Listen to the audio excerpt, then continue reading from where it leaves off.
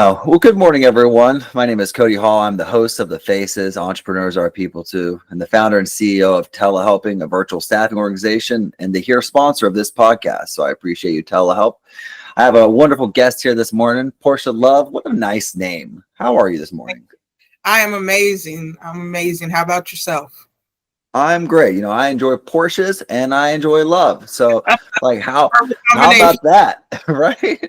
Well, Porsche, I'm really excited. So, as I always say to everyone, tell us who we're talking with here today. So my name is Porsche S. Love. I would say, a multitude of things. I'm a business owner. I'm also a financial planner. That is my day-to-day business that I run. But I also do a lot of things in the space of like bourbon, cigars, whiskey, DJ on the side. I've done some artist management. So kind of dabbled and dabbled in a couple different spaces. But between the music, the whiskey and cigars, and financial planning, those are my three favorite areas to really kind of concentrate on. Yeah, and I think I'll speak for all viewers here. Are you be financial planning and then you're smoking cigars and drinking bourbon, or kind of give us some context there around your setup? I'm just saying, like, I think I'm missing out here. I sit in Napa. I'm like, I want some bourbon and some cigars. So, there's some overlap from time to time. I definitely have some clients that are cigar smokers and bourbon drinkers. So there is some overlap from time to time, but I try to keep them separate the bulk of the time. I mean, you don't want to overindulge in the whiskey and bourbon while looking at numbers and putting together people's life plans. So That is fair. That is fair. And we were speaking beforehand, talking about from Texas in Georgia. I'm not going to assume that this origin and fascination for cigars and bourbon came from bootlegging, but if it did, just not only twice at me. Talk to me. How'd you get into bourbon and cigars? So bourbon came first. So the bourbon and whiskey came first. As it does. Yes. Just kind of, I guess, growing up around, grandparents and seeing them kind of taste. I always would see like my grandfather and my uncles tasting different scotch and whiskeys and bourbons. And as I got older, it just kind of piqued my interest as something to try. I actually started out mixing my whiskey, and my grandfather told me that I should not and could not do that with his, which led me to needing to do it straight. Otherwise, I wasn't going to get any. And then when I moved to Atlanta, there's a huge cigar culture. So cigars are all about the palate, the taste, right? There's actually a way to break down the cigar. I mean, there's some really great guys out here that do an excellent job of explaining the 3/3 that go into a cigar. But just learning the flavor composition caused me to also look at the flavor composition of bourbon, whiskey, and scotch and how to pair them. So that's kind of how everything came together. Well, I'm involved in the distill industry myself. I own a bunch of agave land in Mexico, my wife and I. And so we contribute to a large name brand that I'm sure everyone's had a shot of in their life.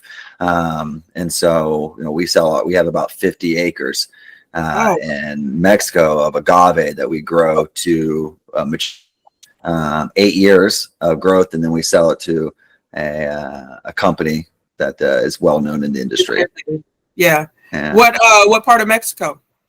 and Jalisco, so like Central Dead in the middle, which is, truth be told, for all those people out there listening that are a tequila brand and have opinions, right?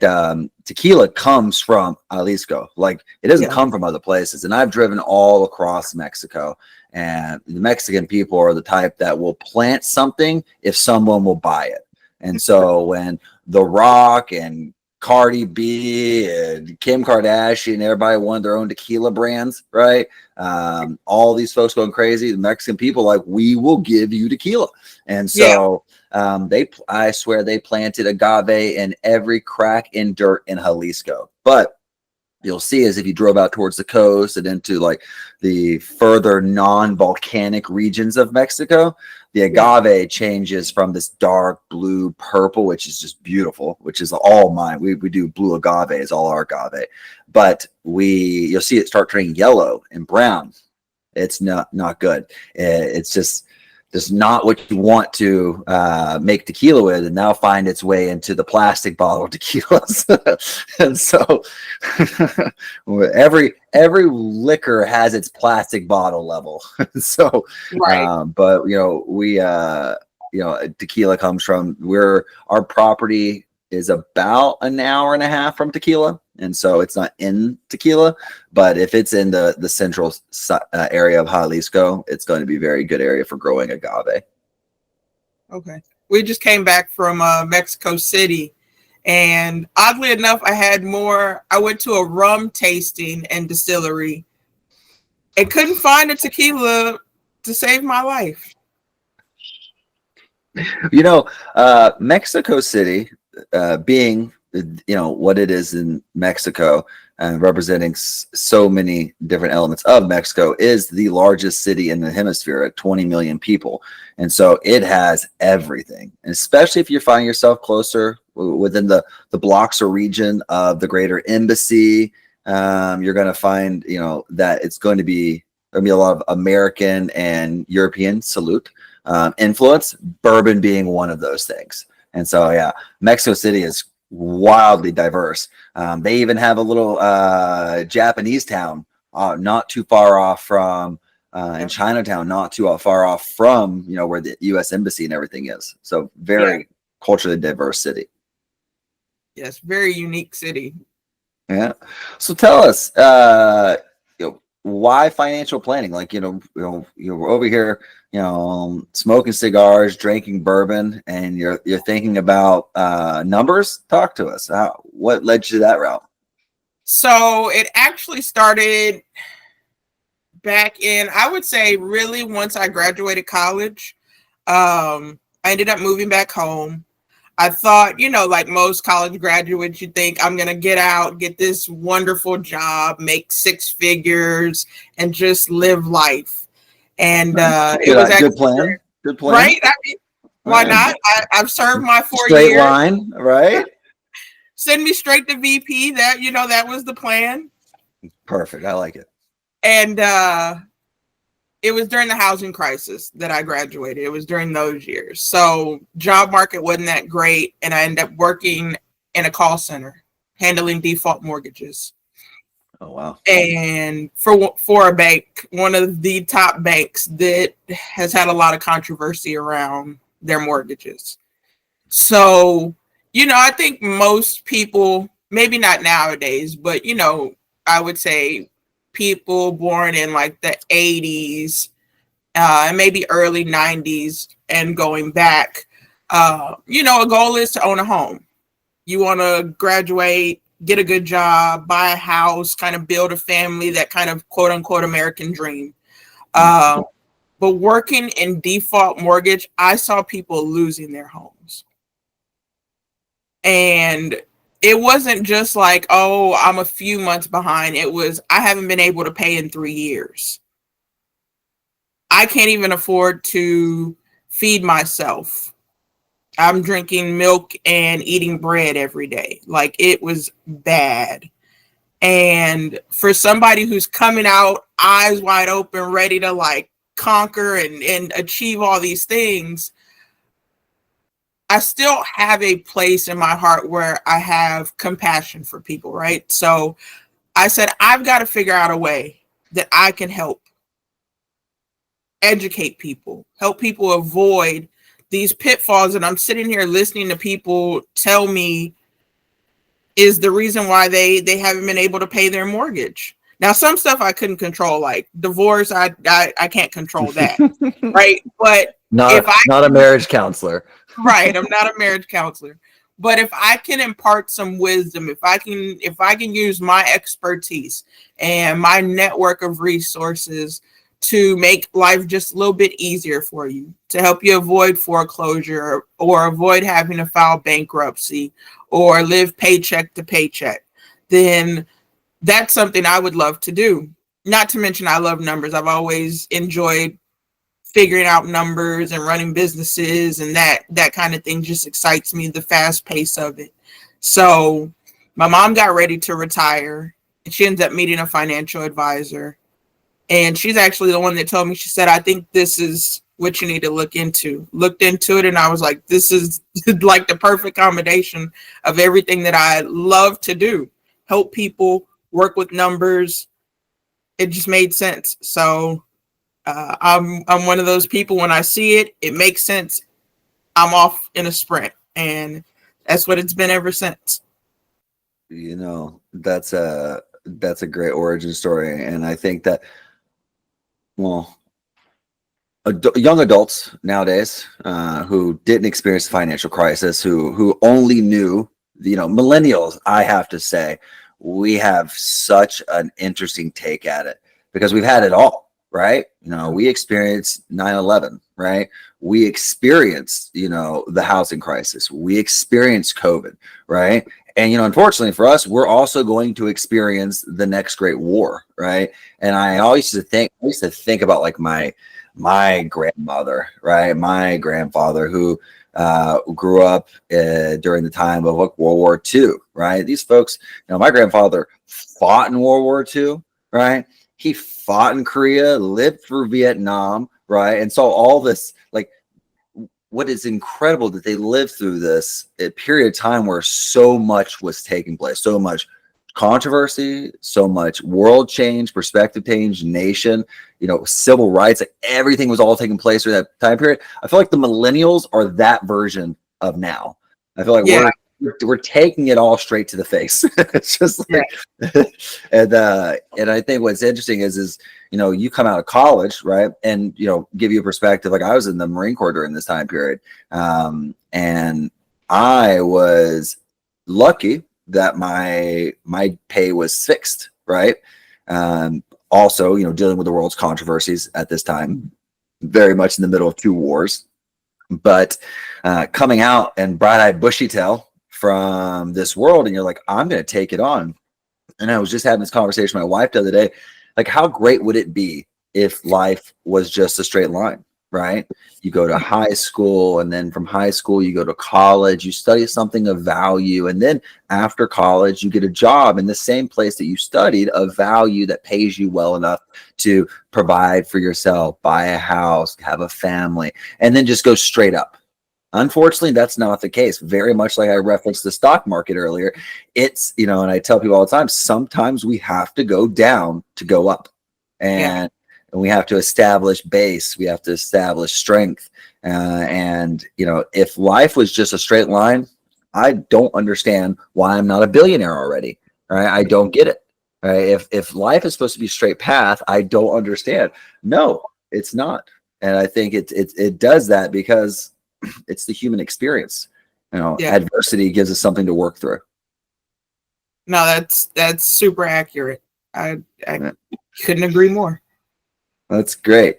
Well, so when you're not, and we'll get back to the financial planning, so we're not getting away from that. But when you're not smoking cigars and bourbon, what's the outside financial world look like for you? What hobbies, family? What do you do for fun, Porsche? Besides drive around your Porsche S for love, right?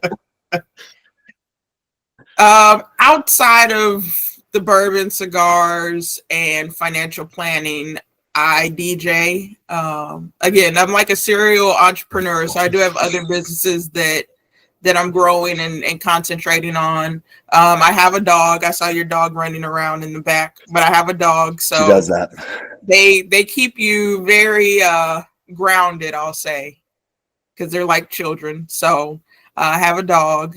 And then just really hanging out with friends, movies, bowling, regular stuff, nothing, off the wall. Travel. I love to travel. Like I said, I just got back from Mexico. The goal is to see the world, even the cold places. And I hate the cold, but I will end up in Iceland for at least a day. Probably no more than a day. No. You Yeah. know, what's if you were to say, I know you just got back from Ciudad de Mexico, but where would you want to go next? What's like that area you'd want to go? So I still want to go to Paris. I haven't been in that direction. So I haven't been to, anywhere in Europe. So I definitely want to go to Paris. I want to go to Africa. I want to go to Scotland, and I want to go to Ireland for sure. Like those are probably at the Very top. nice. Very nice. Yeah, I am. Yeah, I was just talking to my wife about this last night. We're planning, right? I have 3 or 4 plans on how 2025 could go, right? And it is that way because if I had just one plan, it is most likely it would not work out, right? And Yeah. so that's what I always tell people. If you have one path, there's a likelihood that you're going to find yourself into the ditch because one path it limits you on routes on the way things could go. And so I have so many routes, and I generally try not to mention them, but since we're on a podcast and everyone's not going to listen to this particular podcast that I know, but I'll share some of those things. But my wife and I want to potentially move to Spain for a while, Okay. and that's the beautiful thing about having a remote company, right? Yeah. I'm the type of person who has properties, but they're all set up to be rentals at all times, so we can just hop around to them, right? Yeah. And but I wanted to do the Spain thing. One, my family were being all fluent in Spanish. You can travel to so much of Europe that who's really going to travel to? Like, you don't go, like, none of us, I say us, hopefully all of those who are listening, just go to Monaco, right? One, going to Monaco implies that you have a lot of money if that is your destination, right? But I'd like to pass through Monaco, right? Just wave at the billionaires as they go by, right? Or find yourself in like coming up through Spain to the south of France, like those little what we would refer to the United States as flyover cities, those flyover areas in Europe. It'd be cool to see all those things. I did that when I was in Asia in the military because it's like just flying to Vietnam was $75, and so I'd like that. It's so difficult being in the United States. We're so far away from everything. Yeah. Yeah, it is. But it also depends on where you are in the US and where you're trying to get to in another country. That's true. There's some countries that are very easy to get to from the United States. Yeah. And then there's some countries that you have to take some layovers. I think the best example of that and analogy of life would be trying to get to the Maldives.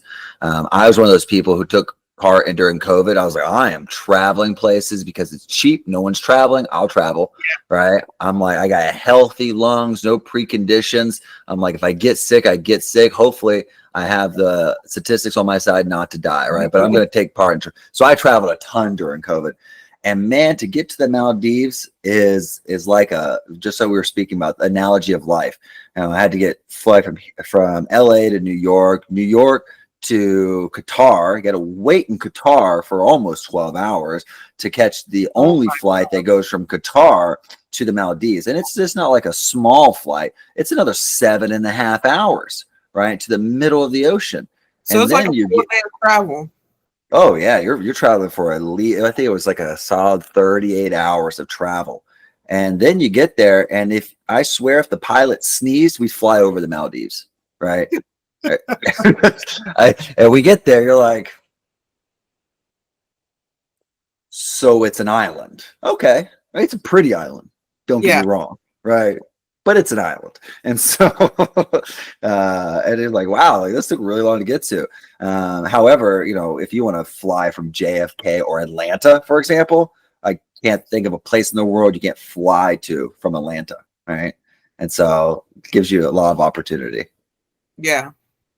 Which is another reason why I moved here, was to travel more. Good. It's easy. That's one thing that we have some of our staff isn't virtual. We have the occasional assistant or personnel that travels with visas for our clients. And there's one out of like the 300, right? There's one who gets to travel all the time. I'm jealous of my employee, right? And she works for our client in the entertainment industry.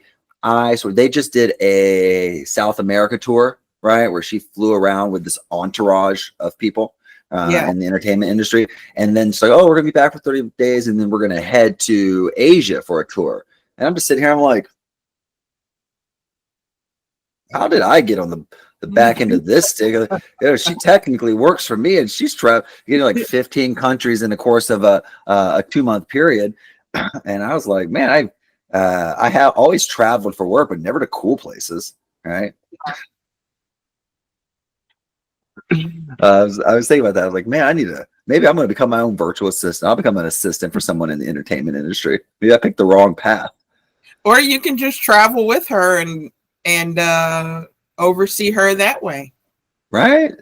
I think I will go in and become my employees' manager's manager, right? And so, you gotta find a way. Gotta find. I agree. You know, and that's like talking about finding a way in life. You know, I was just talking to my wife yesterday about this. Like, you know, I'm sure at one point in time in life, you're like, well, I definitely didn't have CFA or bourbon expert or DJ on the side like that. All that was not in a plan. It just kind of happened, right? And that's why I told my wife. I was like, "Oh, we need a plan for this." I'm like, well, you know, there's like 4 ways this year can go. Let's see how when the dominoes fall, right? That helps you make a decision, right? You know, there are things that could land me back in Mexico at the end of the year. There are things that could land me in Boston at the end of the year or Spain at the end of the year. Who knows, right? And I could also be sitting right here where I'm calling from today. And it just depends on what happens. You know, I think that's the beautiful thing about life is, you know, the more you try to plan it, the more frustrated you're going to be. You do have to have some kind of idea or direction you want to go, though. I agree. Talk to us about that. And I'm sure you have a lot of folks that in the finance world where they're like, I just want to make money. And you're like, well, let's talk about how you want to do it, right? And how are those conversations? How do you help people find that path when they just want a general direction? Well, what I think is interesting is a lot of people know what they want, kind of have an idea of what they want the end result to be, right? Like the big picture of like, I just want to be comfortable or I just want to make money. Of course. Right? But the details of it, like, what does that mean? I'm comfortable or my money makes money. Because I mean, we could make you $1 every year if you wanted to just have your money make money. But most of us want, and I'm sure most of us want, when we say our money to make money is, if I give you 100, hey, if I can walk out with 300 to 500 or 500 to 1,000, like what does that mean to you as your money makes money? Because if you give me 100 and I give you 101, are you happy? Most people don't really think about it. They don't know how to quantify that. A big part of my practice is retirement planning. Fair. So, I don't care if you're 22 or 62, we're going to talk about retirement at some point. And I think it's interesting that I guess in this like 20 to 30 year age range, people don't think about retirement. They don't know what it's going to look like. It's not crossing their mind, but they also know they don't want to work for forever. And what does that look like? I don't think I've ever really asked and just give you a context and so that you understand, I've never asked this question. Most of the folks I speak with are CFAs. Most of our clients, over 60% of our company, we provide virtual assistants for CFAs. So never asking this question is kind of funny. What does that look like when you have someone saying like, hey, listen, we got to talk about retirement. And they're like, what do you mean? I'm 25 years old, retired. Yeah. Girl, I just got a job. Yeah. So the thing I tell, especially my young people, right, that 25-year-old who just graduated college, just kind of got their first real job, is think about how quickly you got to 25. Yeah. That's how quickly retirement is going to come, because another 25 years, you're 50 and you're going, I'm tired of working. It's quicker than you think. to be ready for retirement. So as quickly as you turn 25 or 30 or 18 or, you know, whatever age I'm having that conversation with them is like, you're already almost there. Very So true. you got to think about it. And, you know, a lot of younger people, what are they, the Gen X or I don't know what, the Gen Z, whatever this. One of the TikTok generation. Yeah. Yes, the TikTok generation. They want to retire early. I will give them that. If I ask them, the one thing they know is I don't want to work when I'm 60, 65, 70 years old. Because they look at their parents who unfortunately didn't do any type of planning. There was no conversation around retirement. You know, they're in that generation of like, you go to school, you get the degree, you work, you turn 65, you retire, you get Social Security, and it's kind of that path. Yeah. And they're looking at their parents like, I don't want that. Like, I don't want to be 65, 70 years old and still clocking in, still having to get up and drive into the office, or wonder if I'm going to have a paycheck at the end of the week. I think what's so unique is they've learned from COVID that, hey, like, I can figure out other ways to make money. So maybe this early retirement concept, it might be possible. So they do know that, hey, I want to retire early. And so they at least have an age set. They just don't know how to get there. And they don't realize how quickly it's going to come. And, you know, and that's the funny thing is someone, when I was a young executive working for another company, I had a COO tell me, he's like, you know, the funny thing about time is it's relative. You know, he's talking to me at the time I was 27, right? And he's like sitting here, it's like, oh, you know, 27 probably took forever to get to, right? He's like, you're 27, it's your entire existence. He's like, but when you're 55, right? 27's, you know, we're almost half, right? He's like, and so it didn't take that, it felt quicker.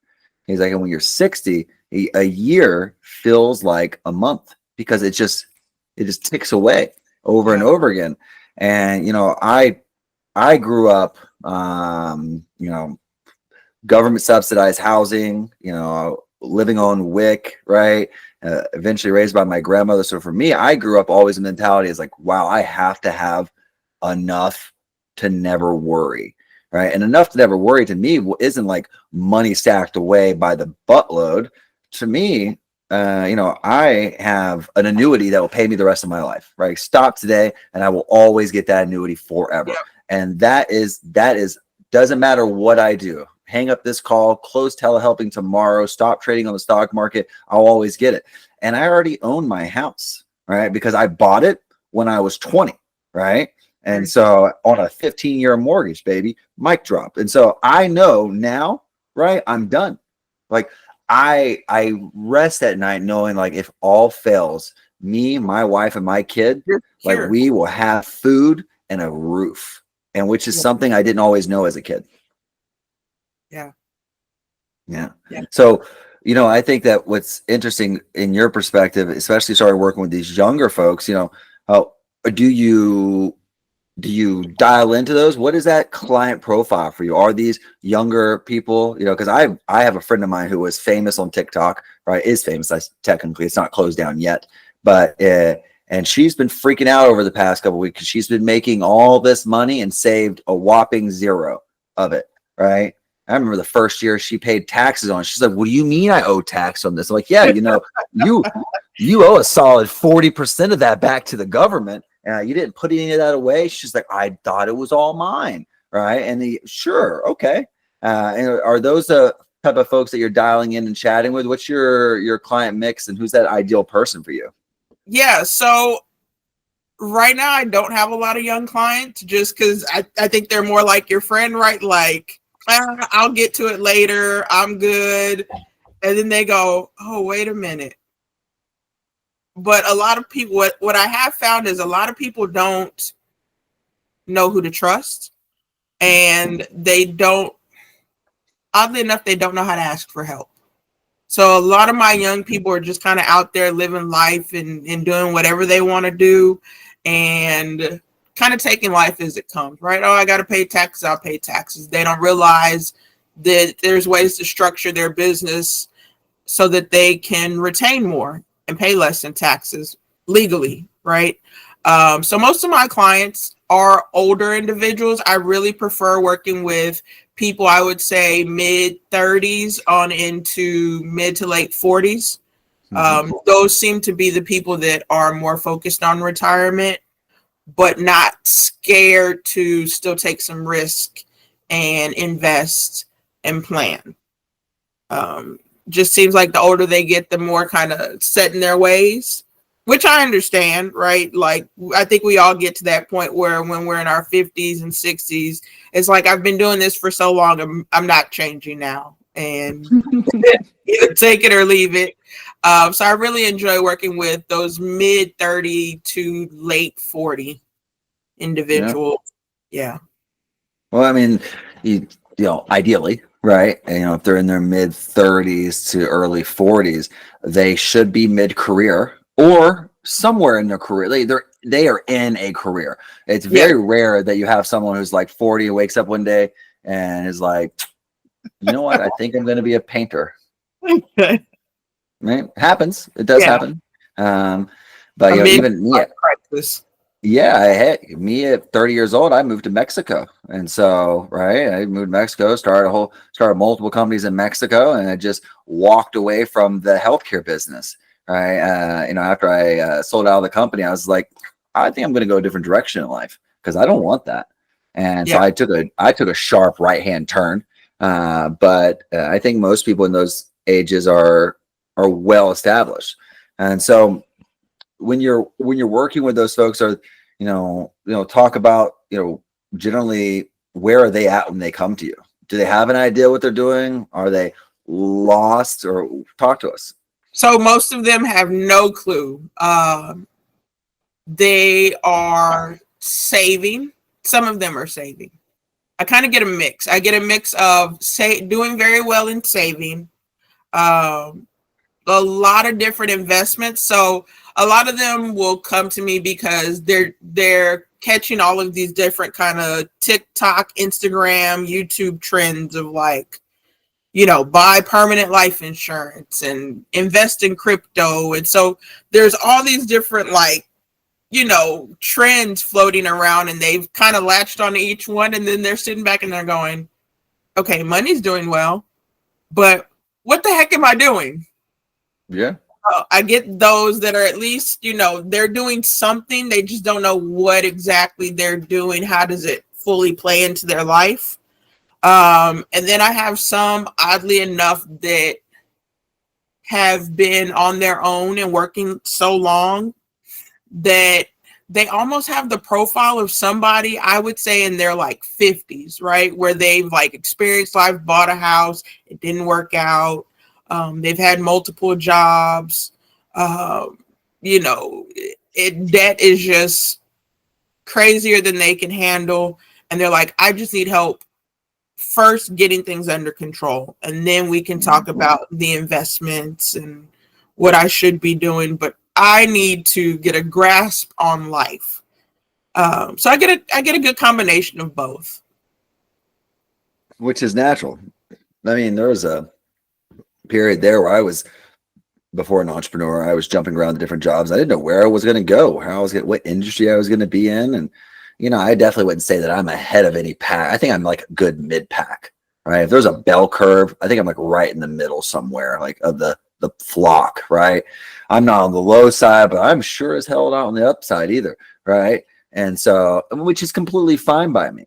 And I think that's one thing that I always hand out to everybody is, I